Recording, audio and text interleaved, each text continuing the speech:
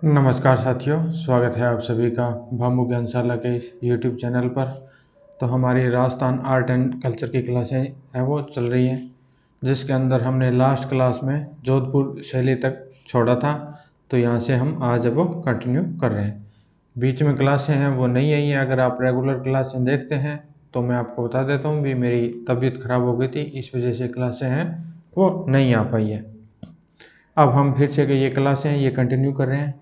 तो आप लोग जो भी क्लासें देख रहे हैं तो नीचे कोशिश ये करना कि आप नीचे कमेंट कर देना भी आप किस चीज़ की तैयारी कर रहे हैं, ताकि जिस हिसाब से मेरे को थोड़ा सा आइडिया रहे भी आप किस चीज़ की तैयारी है वो कर रहे हैं।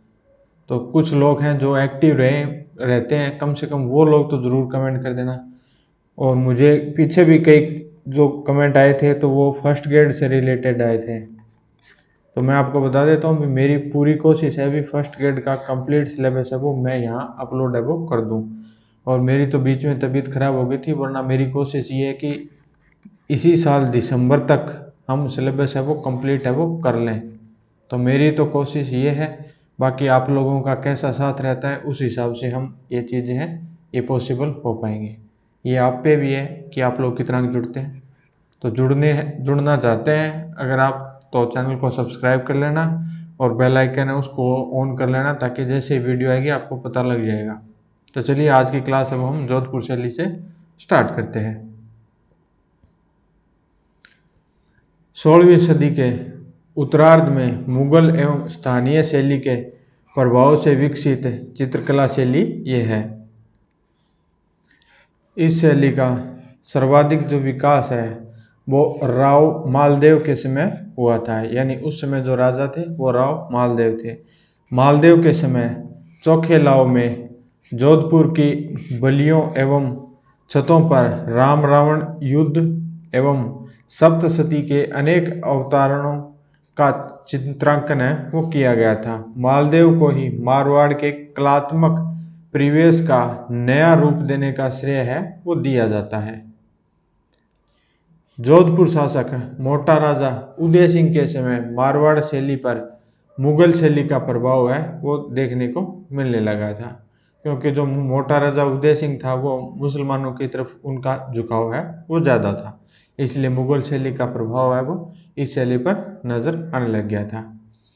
इस शैली में चित्रित 16वीं सदी, ये सी है इसको वी कर लेना कि ये 16वीं सदी का उत्तराध्यान सूत्र वर्तमान में बड़ौदा गुजरात संग्रहालय में सुरक्षित है। ये जो है जोधपुर शैली के पूर्ण विकास का काल 16वीं से 17वीं सदी माना जाता है, यानी जो जोधपुर शैली है उसका जो पूर्ण विकास है वो 16वीं से 17वीं सदी माना जाता है। इसके बारे में ज़्यादा कुछ पूछते तो नहीं है, लेकिन फिर भी मैं थोड़ा सा जनरल नॉलेज ताकि कोई बेस है वो बना रहे। जोधपुर महाराजा सूर सिंह के काल में कई सचित्र ग्रंथों का निर्माण है वो हुआ था। इनके समय बिलावल रागिनी वाला चित्र एवं सूर सिंह का व्यक्ति चित्र है वो महत्वपूर्ण है। इसके आश्रय में डोला मारू, भागवत आदि सचित्र ग्रंथ रचे गए थे। चित्रों के शीर्षक गुजराती भाषा में नागरी लिपि में लिखे गए हैं, क्योंकि उस समय ये गुजरात है वो नहीं होता था।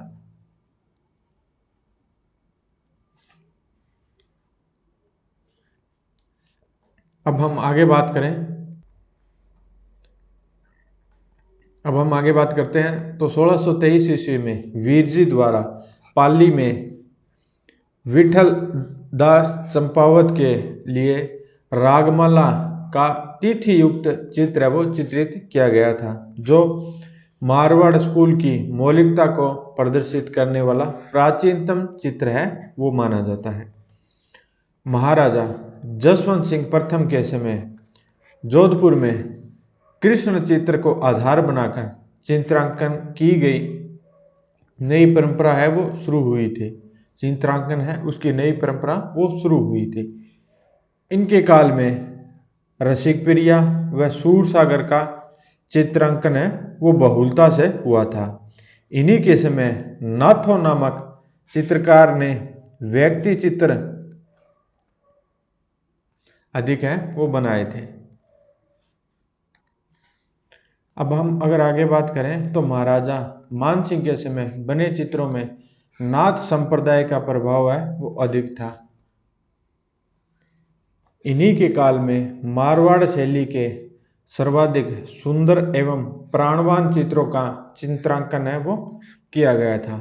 इन चित्रों में सामंती संस्कृति, राजसी ठाट बाट, शिकार के दृश्यों का सजीव चित्रण किया गया था।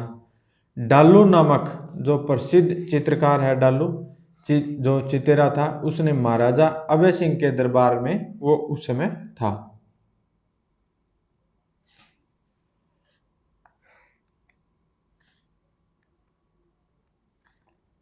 महाराजा विनय सिंह के समय जो प्रमुख चितेरे थे वो थे उदयराम व फैजल अली। महाराजा जसवंत सिंह के काल में करीम, घासी, नाथो, नारायण दास जैसे चित्रकार हैं वो थे उस समय।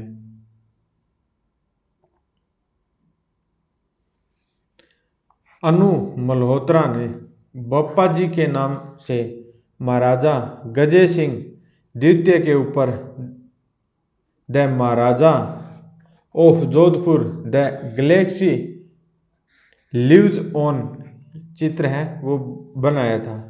यानी जो बप्पा जी हैं उनके नाम से महाराजा गजय सिंह द्वितीय के ऊपर जो अनु मल्होत्रा है उन्होंने the Maharaja of Jodhpur the galaxy lives on चित्र है वो बनाया है।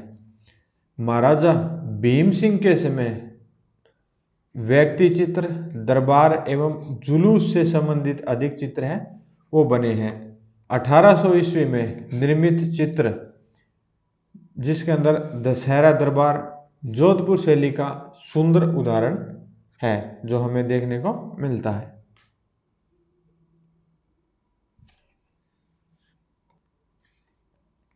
महाराजा मानसिंह के समय अमरदास भाटी, दाना भाटी, शंकरदास, माधोदास, शिवदास, लादूनाथ, सरताज सतीदास जैसे प्रमुख चित्रकार है वो थे।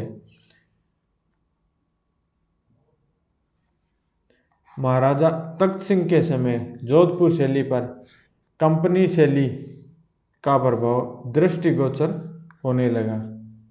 इनके समय प्रसिद्ध चितेरा शंकरदास था। महाराजा तख्त सिंह के समय सुनहरे रंगों का अधिक प्रयोग है वो हुआ है तथा चित्रों में अलंकारिता में वृद्धि है वो हुई है। जोधपुर शैली में राजस्थानी प्रेमाख्यान मतलब जो रचनाएं हुई हैं उनमें ढोला मारवण, मूमल निहालदे, उजली जेठवा आदि हैं ये प्रमुख है। उसके अलावा राजसी ठाट बाट युक्त दरबारी जो जीवन है वो जोधपुर शैली के अंदर मिलता है। रेगिस्तानी जो परिवेश है वो मिलता है। 12 मासा जो चित्रकलाएं हैं वो मिलती हैं। गीत गोविंद, रसराज ये मतीराम द्वारा चित्रित है आदि विषयों पर चित्रण है वो किया गया है।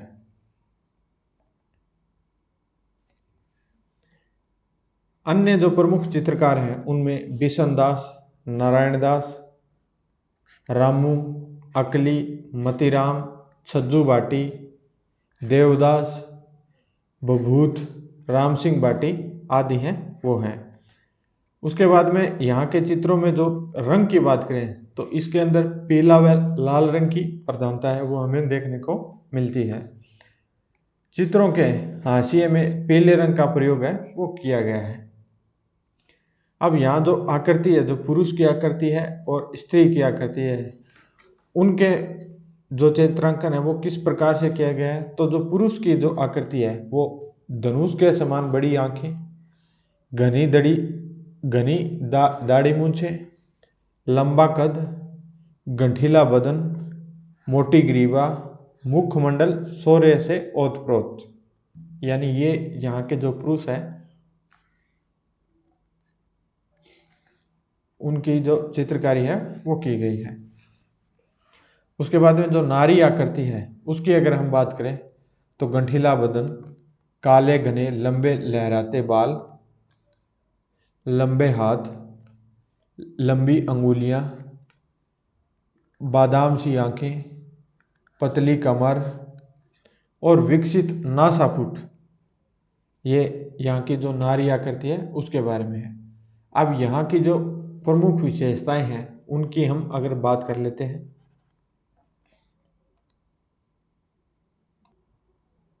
अब हम यहाँ की विशेषताओं की बात है वो कर लेते हैं। तो यहाँ की जो विशेषताएं हैं उनमें आम के वृक्ष, ऊंट, घोड़े व कुत्ते को प्रमुखता है वो दी गई है। खंजन पक्षी है वो बखूबी इसका चित्रण है वो किया गया है। विद्युत रेखाओं सहित गोलाकार घने बादल हैं वो यहाँ हमें देखने को मिलते हैं। बादाम सी आंखें और ऊंची पाग का चित्रण है वो भी यहाँ हुआ है। स्त्रियों के आभूषणों में मोतियों का जो बाहुल्य है वो देखने को मिलता है, यानी जो स्त्रियों के जो आभूषण है जो इस शैली के अंदर उनके अंदर जो मोती है उनका बाहुल्य रूप है वो देखने को मिलता है। चित्रों के हाशिए में पीले रंग का प्रयोग है वो किया गया है। तो ये हमारी जोधपुर शैली है वो होती है। नेक्स्ट हमारी आती है बीकानेर शैली।